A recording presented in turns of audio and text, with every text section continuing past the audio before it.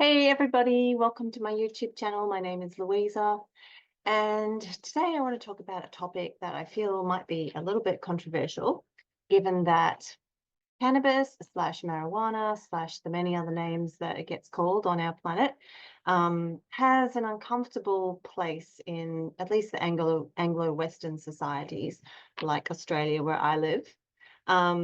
There's very divided opinions about the benefits of it, whether we should be smoking it recreationally and just like we drink alcohol, whether we should use it only for medicinal purposes, whether we shouldn't use it at all because it's an evil drug and it causes much harm. So it is controversial, but I think it's really important because many people that I work with who have experienced psychosis or psychotic type disorders like schizophrenia or mania, bipolar disorder, that kind of thing, have found that their symptoms were exacerbated by the use of cannabis. So is it bad? Is it good? Could I ever smoke it again? Those are some topics that I'm going to discuss today. Disclaimer, it's based on mostly my own lived experience plus reading and examining the topic through studying. I'll introduce you to a couple of books that I found really useful. But my lived experience is one of the reasons why I'm really interested in this topic. So I'm going to describe a bit of my journey with marijuana and the problems I encountered as well as the benefits. So there's that. And then also the other disclaimer, of course, is that this is not medical advice in any shape or form. Marijuana and cannabis are now being used medicinally and prescribed even in psychiatry. So, those are the people that you would need to go and talk to if you wanted to begin to use it in a prescription type basis.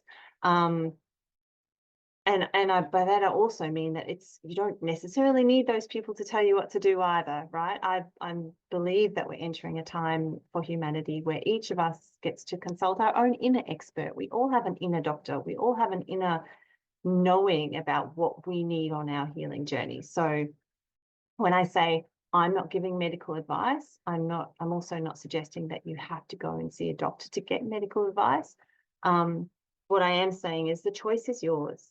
And, this leads me to the third thing that I want to kind of put out there as a caveat before I even begin on this topic, which is there is no judgment from me anyway about whether people smoke or don't smoke. I find that, again, it's very polarized, this topic, where some people are like really attached to this idea that no one should smoke, like it's not a good way to become spiritual or solve your problems. Or so there's that camp, and then there's the other camp that that really sees great benefit in this medicinal herb, and would love more people to be using it. So I don't hold a judgment either way. Again, I really truly believe it comes down to you and what you need. I could go and research a whole bunch of statistics that could tell you that it is really good for you. I could also find a whole bunch of statistics and science which could show you that it's really harmful for you. So I'm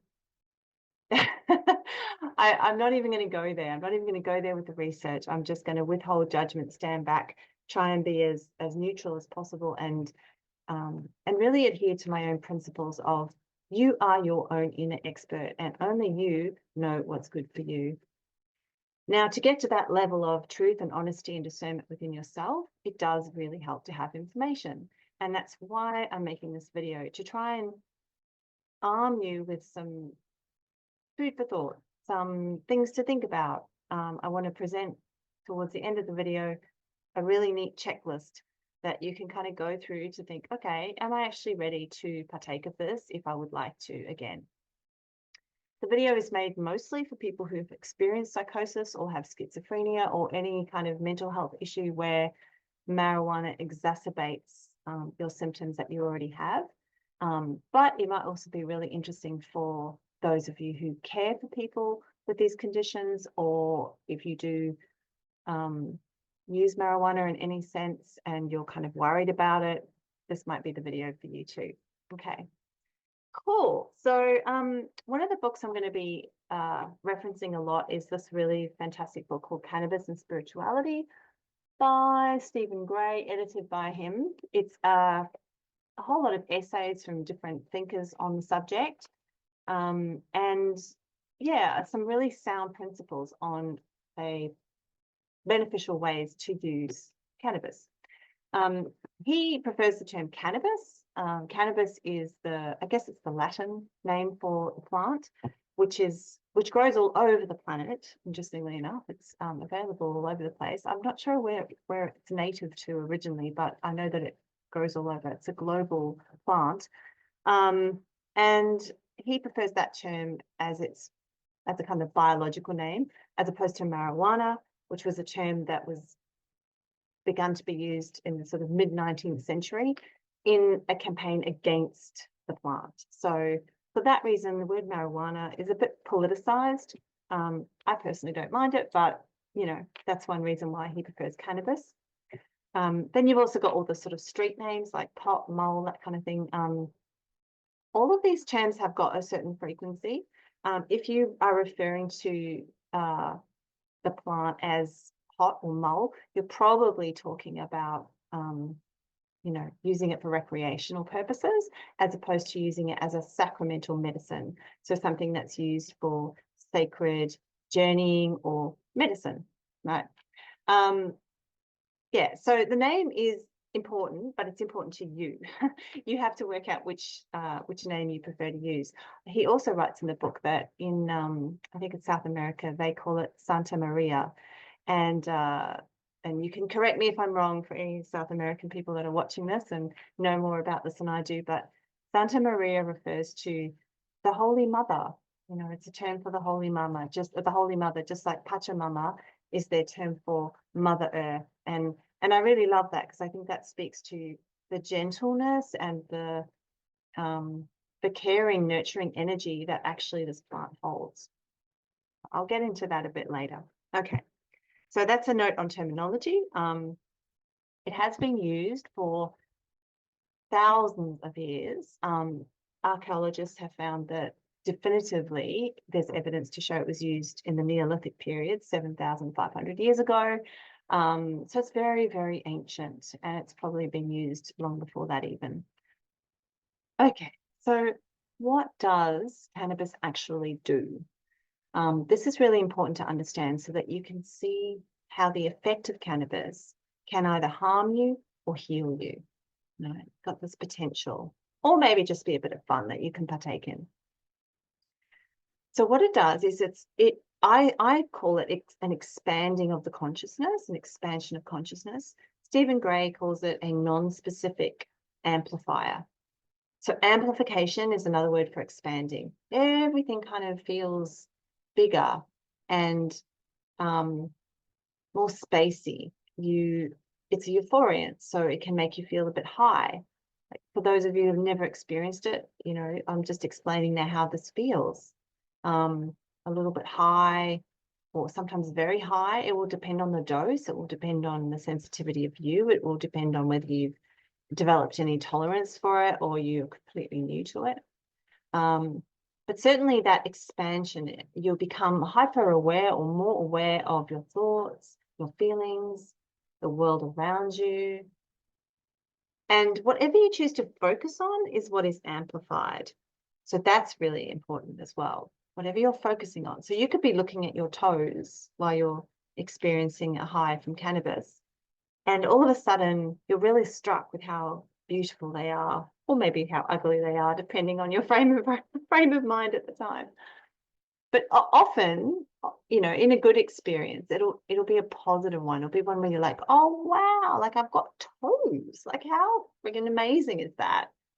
Right? It's as if you're seeing things for the first time. And that's because your perception has expanded. You're literally seeing things anew from a different point of view, in a new light. And that's one of the beautiful, powerful things about this medicine. And it's one reason why people love it.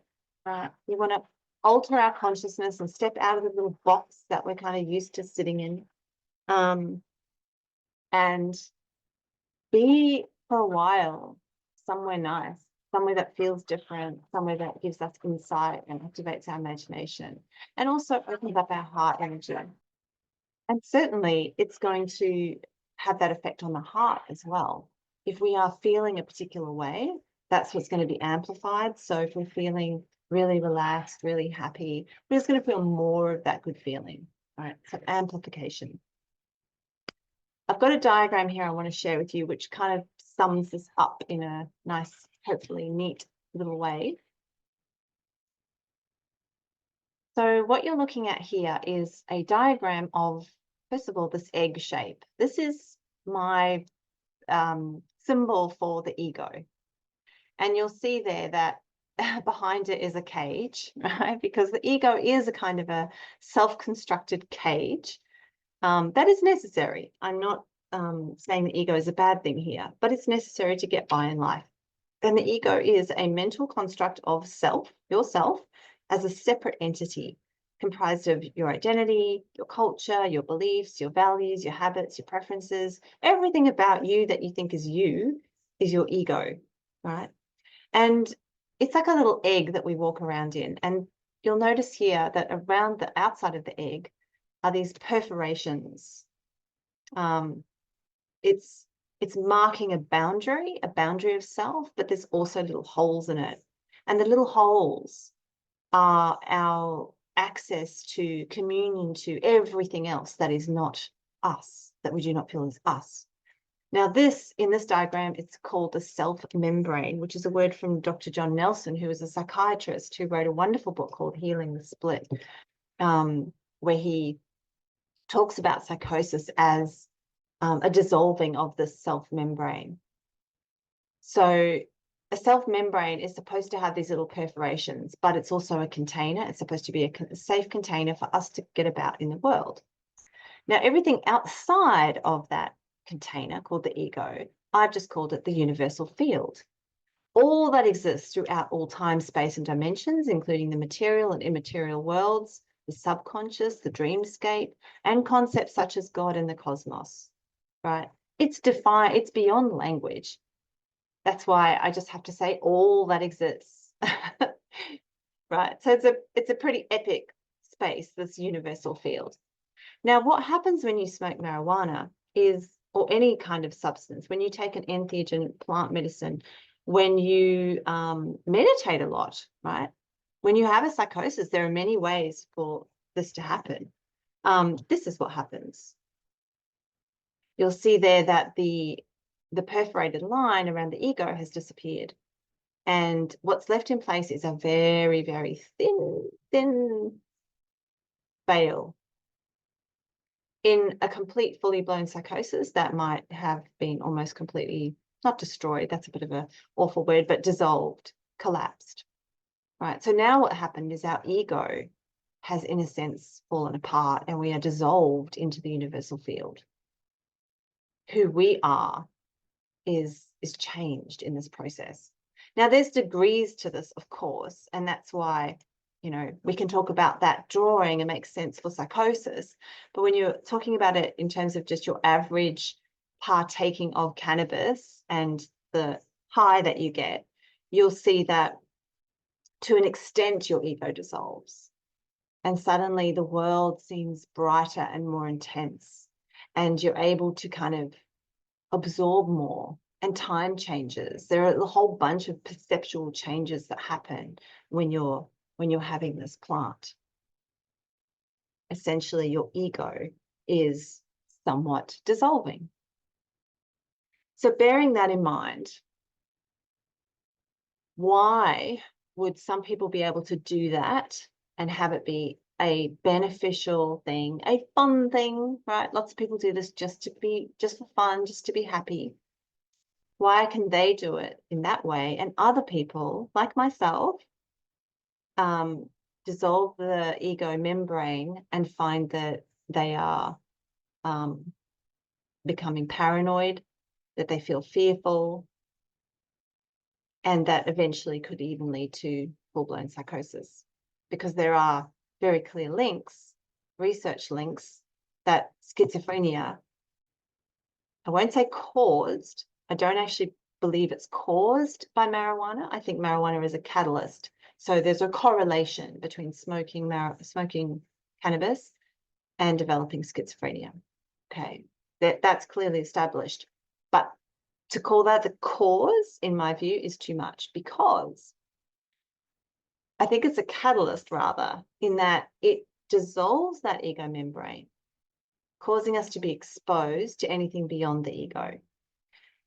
Now, if you're a person that has experienced a lot of trauma in your life, if you have a hypervigilant nervous system, if you're always on high alert and in kind of survival mode, if you have a lot of negativity in your subconscious, in your energy field, and that can be for many, many reasons, which I can't kind of dive into right now, but let's just suffice to say that over years, you will have built up a kind of a storehouse of negative energy sitting in your system.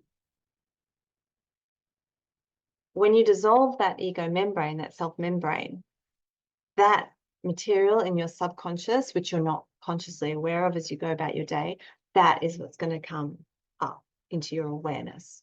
Because remember, marijuana is an amplifier. It's going to amplify whatever is there within you. So this is where I have to kind of perhaps go into a bit of my journey here to explain how I know this from the inside out, and unfortunate experiences that I had, but also good experiences eventually. So I'll try and like summarize my journey here a little bit. When I was about 17 or 18, I started to have a few joints at parties, like many people my age. And prior to that, I would say I was just a very neurotic, kind of uptight, tense person. Now, it didn't look that way on the outside. I was getting around socially okay. I was actually quite an extrovert and quite bubbly and warm and seemed really high functioning, But underneath, I was pretty miserable. So in my private moments, in my private life, in my private thoughts, I was second guessing myself. I was a perfectionist. I was always worried about what everybody thought of me. I was a people pleaser, right? So I had some tendencies going on, some patterns, which were creating a very tense experience of life for me. A great deal of trouble relaxing. And I wasn't tuned into my feelings. I was very dissociated from what was going on inside my actual body. So I would say I was kind of faking it most of the time to please others, to get by in life. And this had been a pattern that had developed from early childhood. So a great deal of tension and neuroses was in my system, and negative thoughts. So beginning to smoke for me, at first had some fun experiences, but very soon, all that subconscious negativity that was in me became apparent. I can, when you are smoking, you can really kind of see your thoughts play out. Marijuana is excellent at expanding the mental level of the self so that we can become hyper aware of what we're thinking or what we're doing, on how people might be perceiving us, right? So you could have a paranoid kind of a thought in everyday reality, like, oh, I hope he didn't mind what I just said. I hope that was okay. And it could just be kind of water off a duck's back. But if you're smoking and you have that same thought, that thought looms really big. It's like, oh my God, I wonder what he thought of me or she thought of me. Right. So it kind of a real self-absorption and self-consciousness can develop with marijuana. So for me, I became increasingly paranoid and kind of mentally unstable. And within a couple of years of just recreational use, which wasn't, I wouldn't say enormously excessive, a few times a week kind of thing, I developed the beginning symptoms of voices and schizophrenia, and indeed got that diagnosis. The psychiatrist that I saw at the time told me to stop smoking marijuana, and as a young and a little bit reckless 22-year-old, I'm extremely grateful that I actually did take his advice and listen to him, and I did stop. I completely stopped, and I started taking antipsychotic medication, and I calmed the whole system down enough so that I could function. But at that time in my life, I never solved any of the traumas and the problems that were underneath it all. I just, quit the herb and got on with things.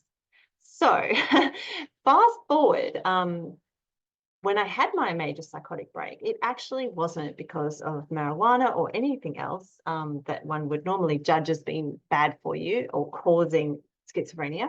It was because of meditation. So meditation has the same effect, right? It amplifies, it expands your consciousness. It helps you to sit in stillness, but in that stillness, in that meditation, you become very, very aware of what's going on in your head. You can hear all those negative thoughts rattling around. So that's what I began to, I guess, allow to come up in my system. And as I got better and better at a very vigorous meditation practice, I've got to say as well, it was daily, and it was several hours a day. So I'm not talking about, just a quick 5-minute tuning into your body type of meditation. It was an earnest, rigorous practice, which gradually eroded that self membrane again, exposing me to the universal field and catalyzing a very dramatic psychotic break, this time at age 36.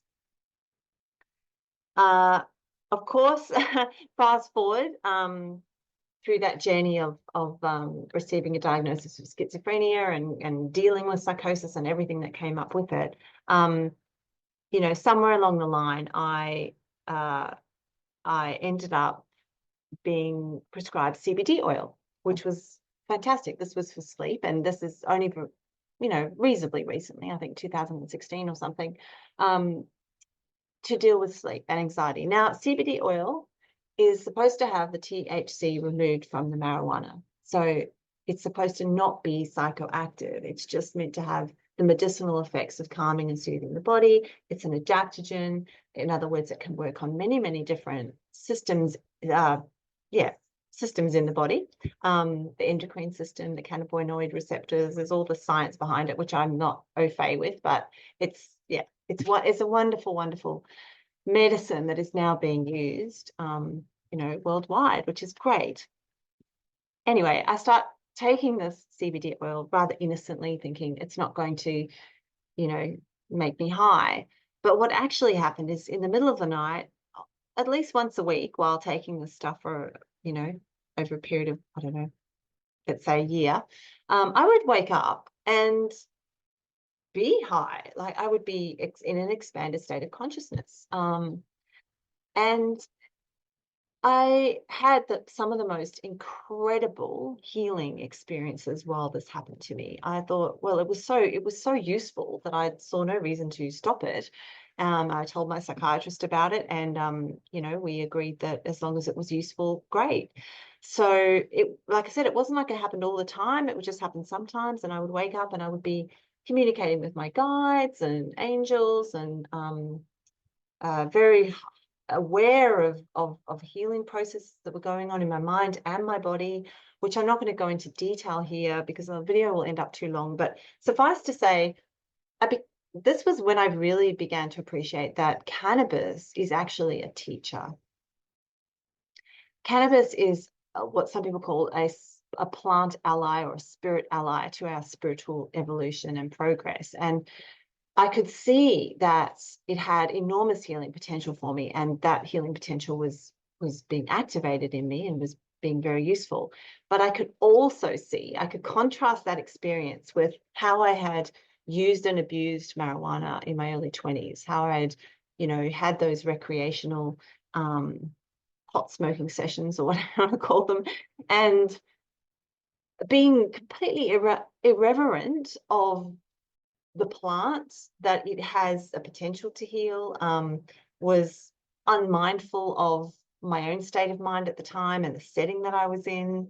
And really, this is the rub. I was using it to escape reality. I was using it to escape my own nervous energy in my body, my own shadow, my own worries. And, because one of the beautiful things about marijuana is it relaxes the nervous system. Yeah. So, of course, if you're an uptight, stressed out person, you're going to find that really, really great.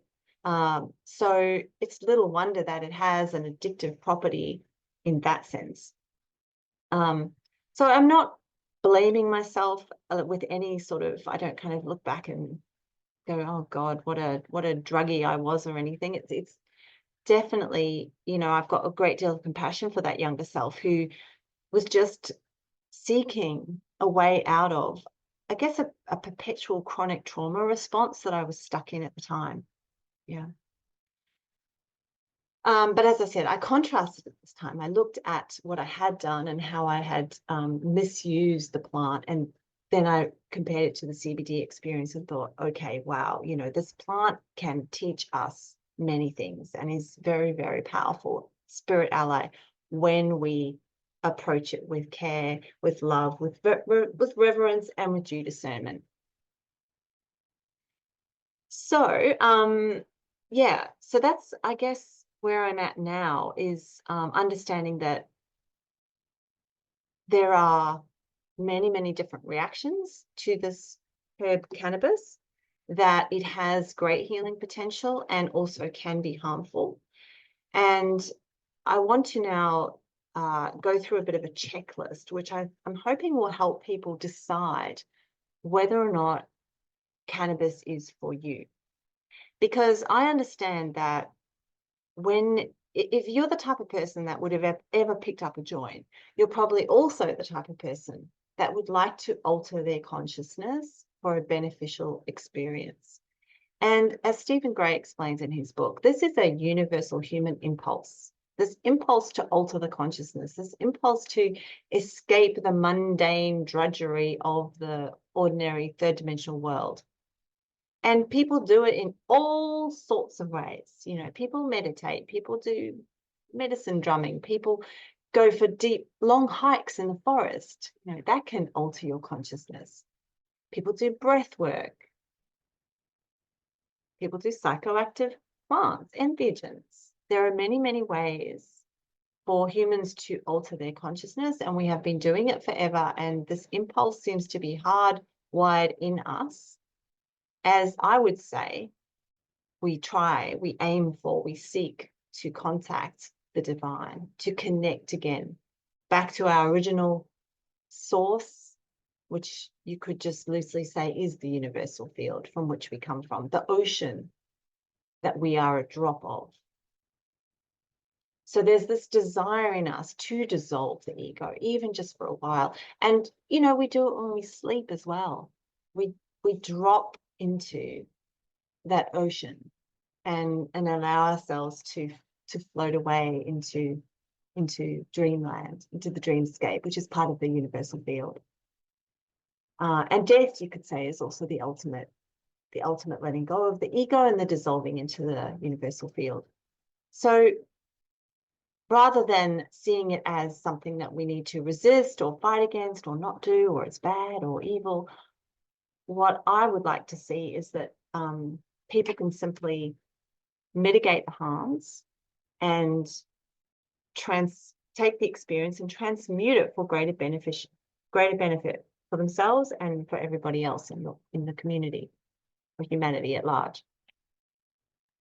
So if you yourself have been diagnosed with psychosis or schizophrenia or any of those kinds of things, you've been told that you never should smoke again, but you have wondered if you ever could, or you're thinking about it, or maybe you have tried and you found that it really hasn't been great for you, but you still keep trying again and again because of that impulse to alter your consciousness. This is the checklist that I suggest that you think about really carefully. And I might make a more detailed video on this as well, but we'll just see how we go today. So firstly, there's just some questions to ask. Can you master your emotions? Right. Are you a master yet of your emotions?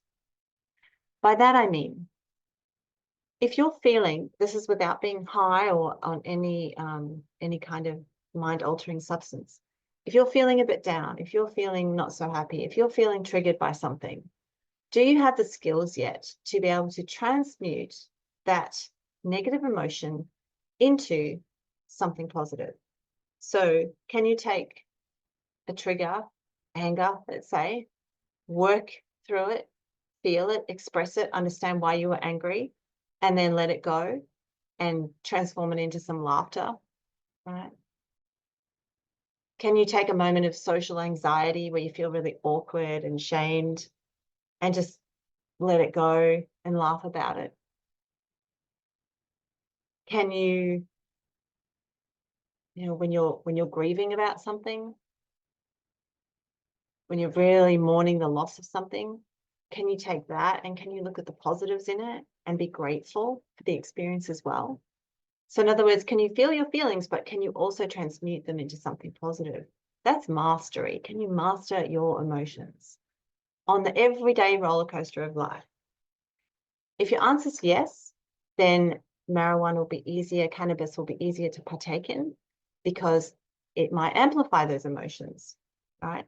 And if an emotion is coming up in your body that is negative, are you able then to work with that in the energy without getting lost in it? Like fear, for example.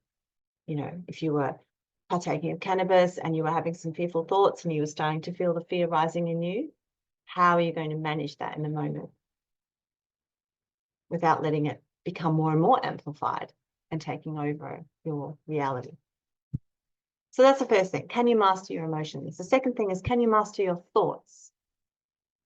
So the same kind of idea in everyday reality. Are you aware of the thoughts that you're thinking?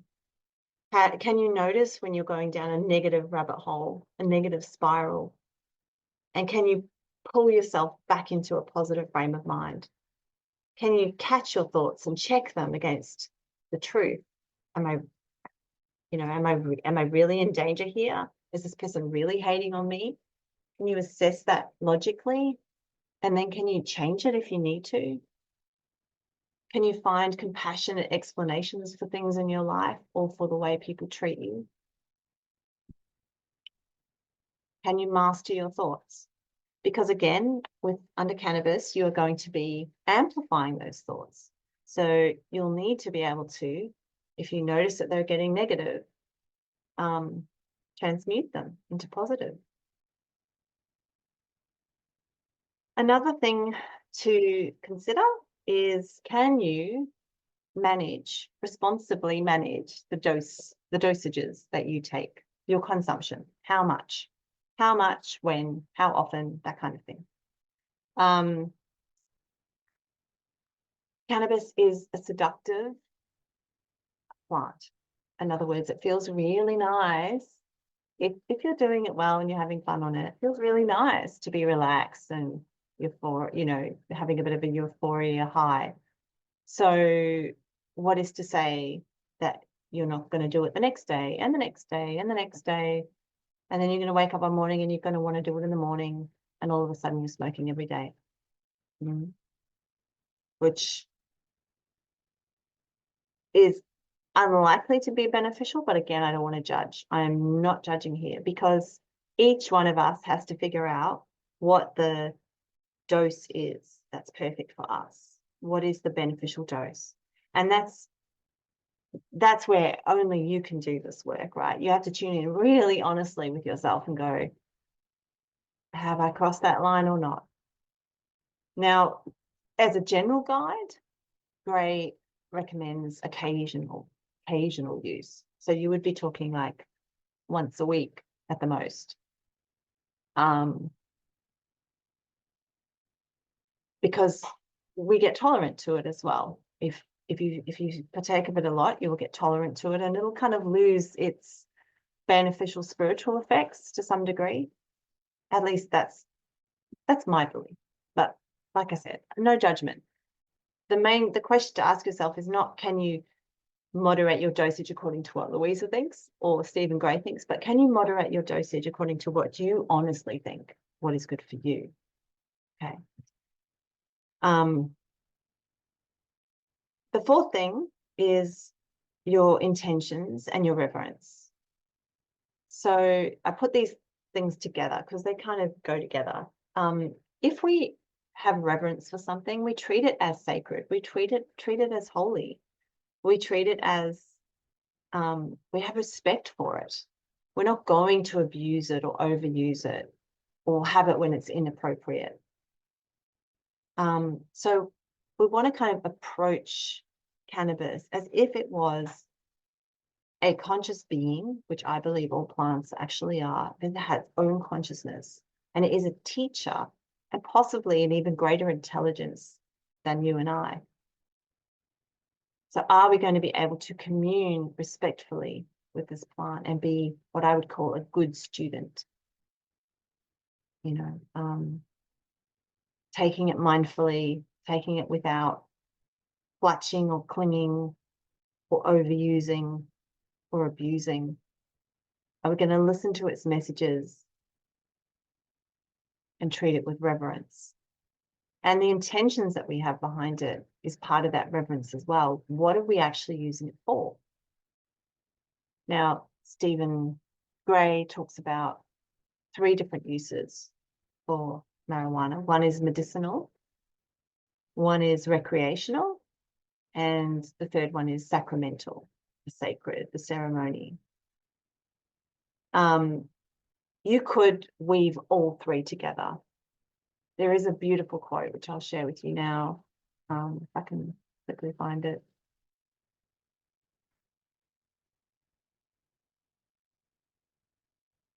It's by Joan Bellow, who wrote The Benefits of Marijuana. And she writes, medicinal, recreational, and sacramental utilization of this plant are actually identical. To be healthy is to be happy, is to be holy,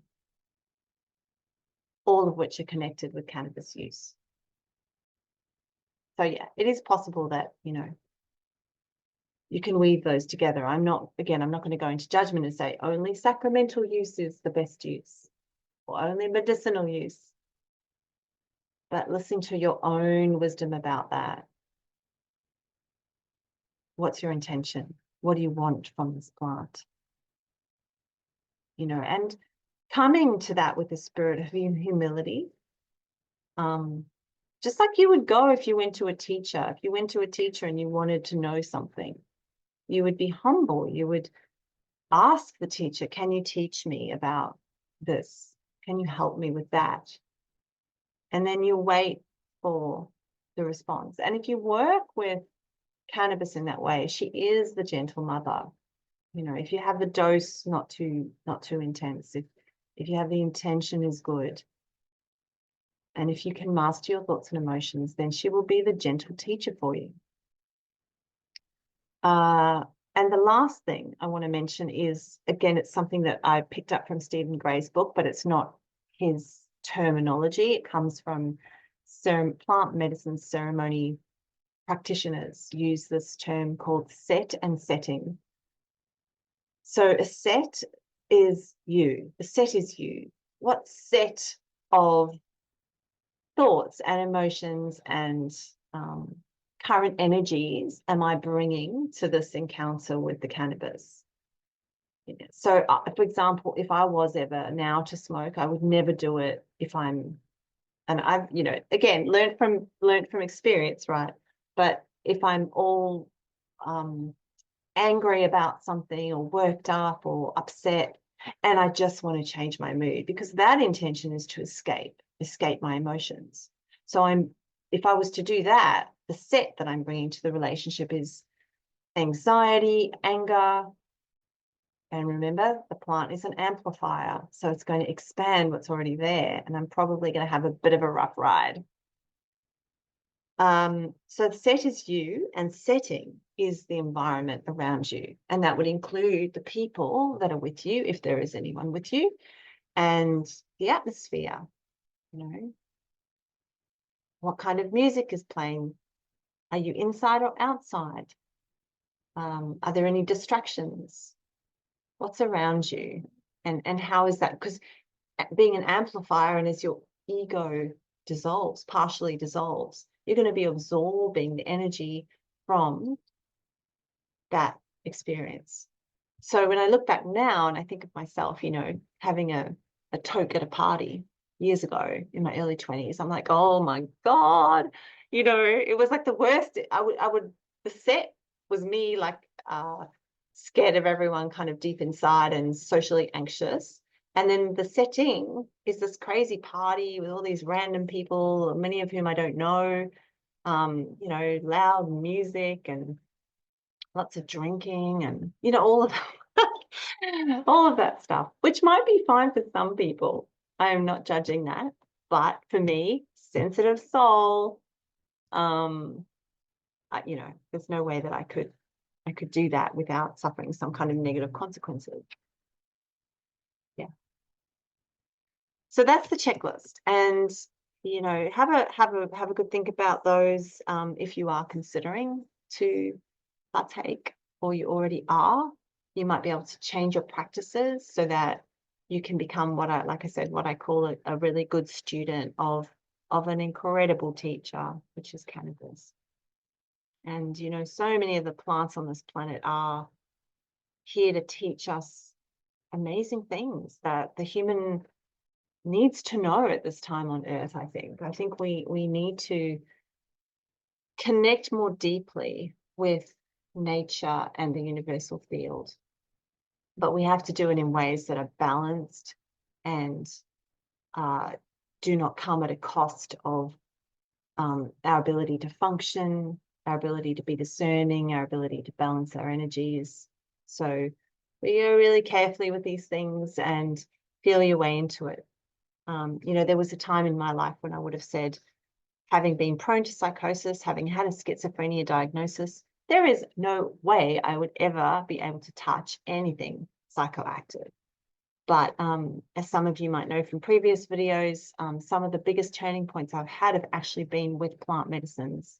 I rarely use them, but when I do, it is in a sacramental, you know, frame of mind, and I will partake of it knowing that I'm going to learn something and being ready for that learning, you know, ready for that opening up.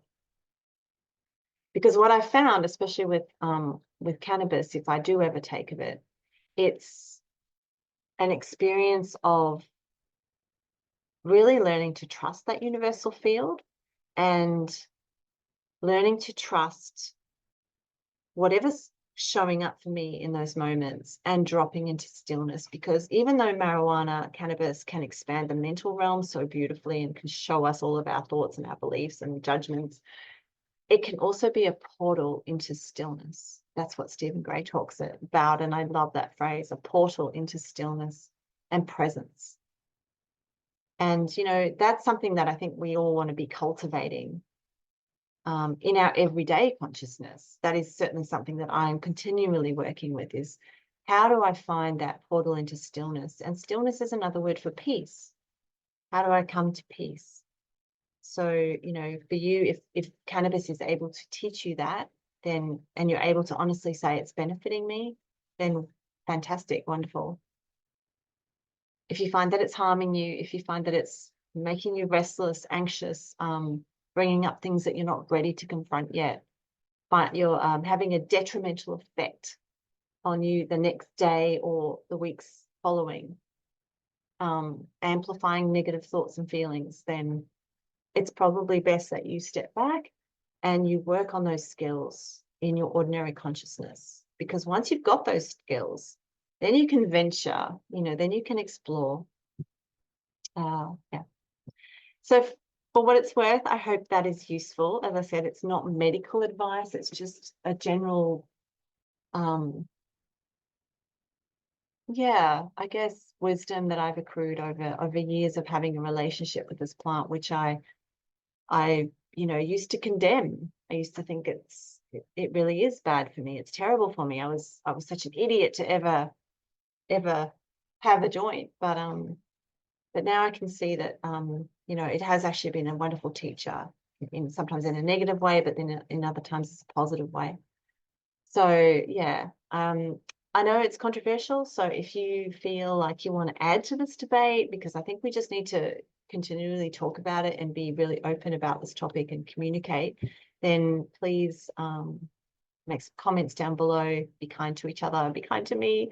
And yeah, I'll expand on this topic in the future, I'm sure, because it's a fascinating one. All right. Blessings to you all, and I hope that you have a lovely day, and thank you so much for watching. Namaste.